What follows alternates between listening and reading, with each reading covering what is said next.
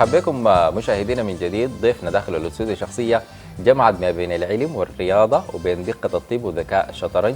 ضيفنا طبيب ومدرب شطرنج من الأسماء المعروفة في نشر وتطوير لعبة الشطرنج في السودان، ممثل واتحاد الشطرنج بولاية الجزيرة في عدد من المشاركات الخارجية. ضيفنا هو دكتور خطاب كمال. مرحبا بك يا دكتور، منورني جدا والله. اهلا وسهلا. صباح الخير عليك. صباح الخير عليكم. جميل شديد انه نحن نبدا الصباح بلعبه جدا. لعبه الشطرنج.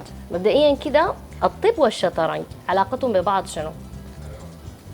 طيب، صباح الخير على كل المشاهدين. الطب والشطرنج يعني بيشتركوا في دقة اتخاذ القرار، يعني في التحليل في الحاجات دي. فعندهم انت ممكن توفق بيناتهم، يعني لازم تنظم الوقت، وده سر اساسي انك تقدر توفق بين الطب والشطرنج. جميل. دكتور خطاب، انا ممكن اتعلم الشطرنج؟ طوالي جدا تتعلم. طيب. الشطرنج طوالي دي بنيت اجابتك على شنو؟ يعني الزول اللي بيتعلم الشطرنج ده فيه مواصفات معينه ولا اي زول ممكن يتعلم الشطرنج؟ يلا، هو زمان بيقول لك الشطرنج ده كان يعني لعبه بتاعت نخبه، لكن هسه في الوقت الحالي ده مع الميديا والانترنت بقى سهل جدا، يعني لاي ممكن الاطفال، اي اسره يكون عندها طفل يكون عنده تلفون ينزل التطبيق بيتعلم، فبقى حاجه يعني سهله. انا ما بعرف اتعلم الشطرنج، لو انت عايز تبدا معي تعلمني. لا اول طبعا. حاجه حتعلمني شنو؟ يعني حاجه طيب. كده خطوات يعني اول أولية. مهاره انت الليله داير تعلمنا أي. لا ممكن تكون شنو؟ طيب، هي الشطرنج هو بتكون من يعني 64 قطعه. دي ال 64 قطعه. 64 قطعه. في الابيض والاسود. الابيض عنده 8 بيادق، دي هنا بنقول عليها البيادق. البيادق. ايوه، الثمانيه الاولى دي. طيب. فعندك ثاني هنا دي اسمها الارخاخ. الارخاخ. ارخاخ رخ. طيب. فده حصانين وفيلين، بالاضافه للوزير والملك. الملك. طبعا الملك ده هو اهم قطعه في المعركه في دي كلها. ايوه طبعا. طيب. اذا اتاثر خلاص معناه الجيم انتهى. نفس القطعه دي هناك للاسود. طيب. الابيض دائما هو اللي بيبدا المباراه. فمثلا بيلعب دي 4. لا، ليه الابيض بيبدا بس؟ ليه دائما سير شنو؟ والله ما دي افضليه، قوانين يعني دي اللعبة افضليه، يعني احتمال. مثلا بتيجي الافضليه بتاعت انه الابيض بينقل النقله الاولى. في حاجه اسمها الساعه بتاعت الشطرنج، بعدين الساعه بتتخطى باليمين هنا للاسود. يعني اذا فالأفضلية بتاخذ دي- تحسب الزمن ولا شنو الساعه؟ الساعه بتحسب الزمن. يعني الشطرنج انواع، يعني في شطرنج سريع، في شطرنج خاطف، في شطرنج كلاسيك.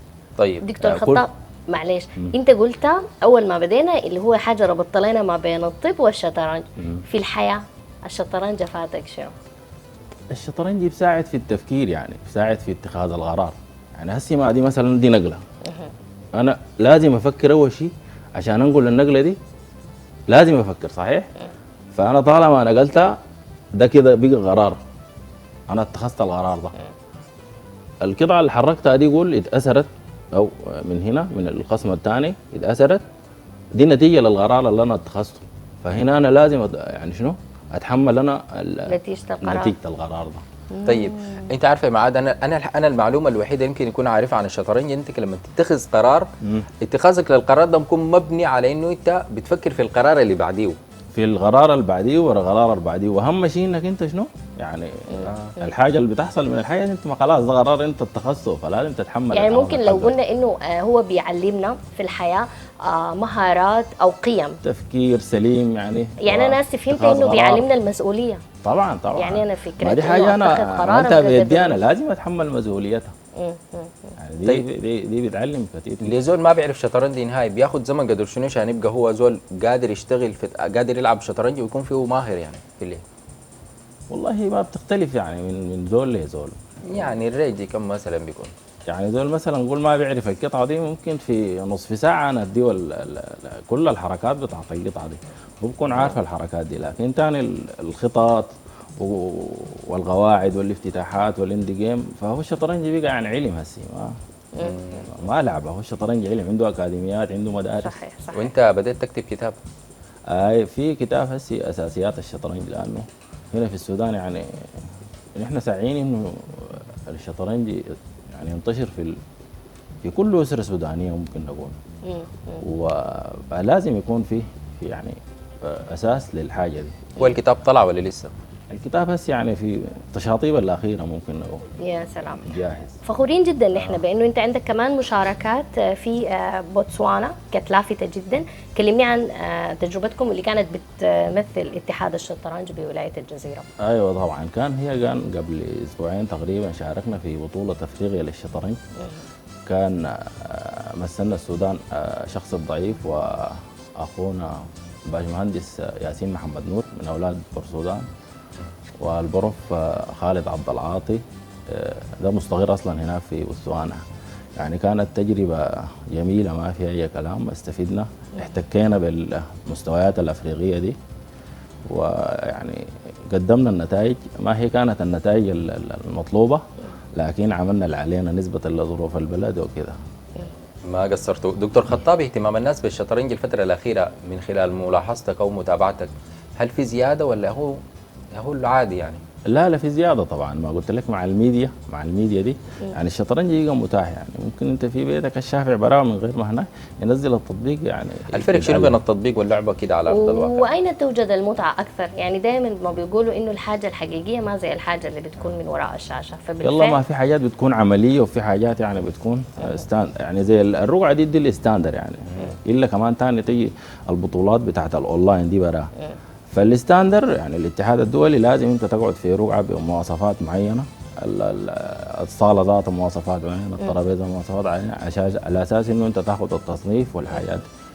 فاما بتاع الموبايل ده يا هو للتعليم كده اكثر من انه بعدين بيكون سهل. يعني انت ممكن تكون شايل التليفون في جيبك، لقيت لك دار تشرب لك كوبايه قهوه، بتطلع التليفون بتلعب لك جيم، بتشاهد لك فيديو. يعني احنا لو تحصلنا على الكتاب ممكن انا براي اقرا الكتاب وابدا اطبق بتعلم، ولا الا معي زول استاذ او زول يشرح؟ لا ما هو كتاب مشروح يعني جاهز بالعربي، ما في اي مشكله. علاقه يعني الشطرنج بالذكاء شنو؟ يعني يتهموا الناس اللي بيلعبوا شطرنج انهم هم اذكياء وانت طبيب طبعا، فالحاجه دي حقيقيه والله دي يعني فيها اختلاف لكن هم ذكيين، دي ما فيها اثنين ثلاثه، لان اللعبه دي ما يزول بيلعبها يعني. لا هو فيها اختلاف، لكن هسه ما قلت لك هي بقت يعني علم بدرسوه عديل. يعني انت مثلا يعني بدوك مثلا بقول لك افتتاح الدي4 ده تمشي فيه للنقله 25 يعني على مستوى العالم فوق الطب بلاير ديل.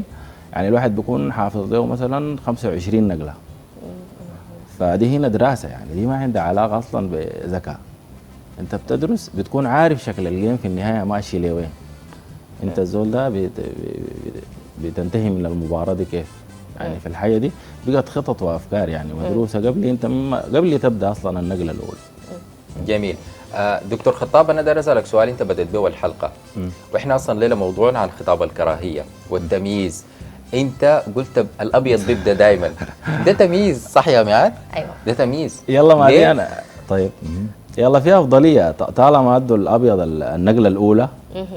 كمان في الساعه اللي تكلمت لك عنها الافضليه للاسود انه بده الساعه بخطوها باليمين. يعني في مساواه. هسي انا مثلا يمين، انا زول بلعب بيدي اليمين، المفروض يخط لي الساعه دي بيجاي صح؟